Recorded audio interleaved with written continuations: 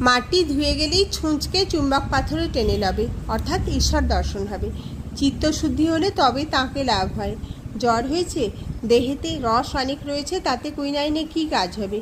সংসারে হবে না কেন ওই সাধুসঙ্গ, কেঁদে কেঁদে প্রার্থনা, মাঝে মাঝে নির্জনে বাস, একটু বেড়া না দিলে ফুটপাথের চারাগাছ ছাগল গরুতে খেয়ে ফেলে।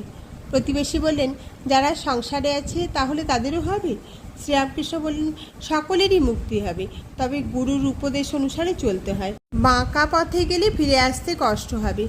মুক্তি অনেক দেরিতে হয়, হয়তো এ জন্মেও হলো না, আবার হয়তো অনেক জন্মের পর হলো।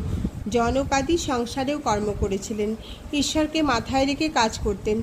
নৃত্যকী যেমন মাথায় বাসন করে নাচে, আর পশ্চিমের মেয়েদের দেখো নাই, মাথায় জলের ঘড়া, হাসতে হাসতে কথা কইতে কইতে যাচ্ছে। প্রতিবেশী বললেন, গুরুর উপদেশ বললেন, গুরু কেমন করে পাবো? শ্রীরামকৃষ্ণ বললেন, যে সে লোক গুরু হতে পারে না।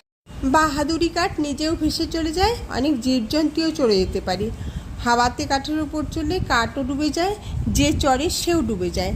তাই ঈশ্বর যুগে যুগে লোকশিক্ষার জন্যে নিজে গুরুরূপে অবতীর্ণ হন। সচ্চিদানন্দই গুরু। জ্ঞান কাকে বলে, আর আমি কে? ঈশ্বরই কর্তা, আর সব অকর্তা, এর নাম জ্ঞান। আমি অকর্তা, তার হাতের যন্ত্র। তাই আমি বলি, মা তুমি যন্ত্রী, আমি যন্ত্র। তুমি ঘরণী, আমি ঘর। আমি গাড়ি, তুমি ইঞ্জিনিয়ার। যেমন চালাও তেমনি চলি, যেমন করাও তেমনি করি, যেমন বলাও তেমনি বলি। না হং না হং, তুহু তুহু। শ্রীরামকৃষ্ণ কাপ্তেনের বাড়ি হইতে শ্রীযুক্ত কেশব সেনের কমলকুটির নামক বাটিতে আসিয়াছেন। সঙ্গে রাম, মনমোহন, সুরেশ